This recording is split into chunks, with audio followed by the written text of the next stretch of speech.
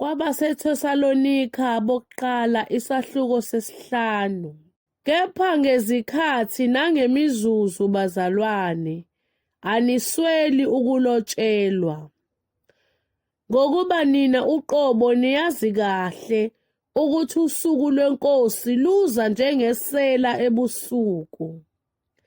Nxa bethi ngukuthula nokuhlala kahle, khona ukubhujiswa kuyabazuma njengemihelo ifike lokhulelweyo, abasoze baphunyuka. Kepha nina bazalwane anikho ebumnyameni, ukuze lolo suku lunifice njengesela, ngokuba nina nonke ningabantwana bokukhanya, ningabantwana bemini, asisibo abobusuku noma abobumnyama. Ngalokho-ke masingalali njengabanye, kodwa masiqwashe siqonde, ngokuba abalalayo balala ebusuku, nabadakwayo badakwa ebusuku. Kepha thina esingabemini masiqonde, sifake isivikelo sesifuba sokukholwa nesothando, isigqoko sibe yithemba lokusindiswa. Ngokuba uNkulunkulu kasimiselanga ulaka, kepha ukuba sizuze ukusindiswa ngeNkosi yethu Jesu Kristu, owasifelayo ukuba noma siqwashile noma silele siphile kanye naye. Ngalokho-ke vuselanani nakhane njengokuba futhi nikwenza. Kepha siyanincenga bazalwane ukuba nibaze abakhandlekayo phakathi kwenu, nabaniphetheyo eNkosini, nabanilulekayo. Nibazisise kakhulu othandweni ngenxa yomsebenzi wabo. Hlalisanani ngokuthula.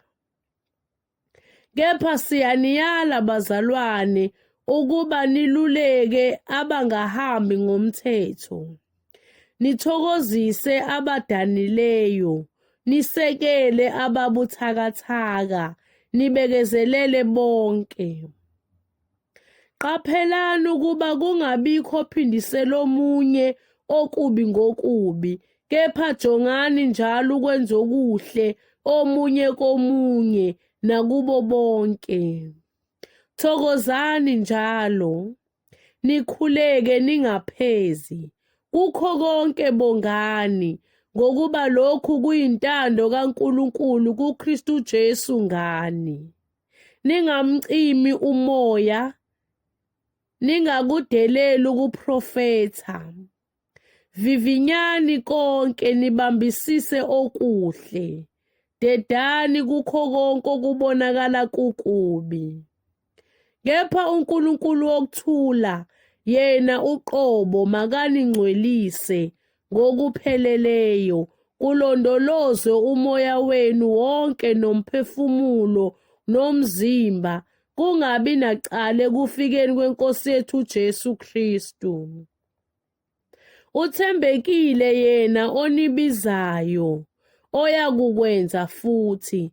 Bazalwane, sikhulekeleni.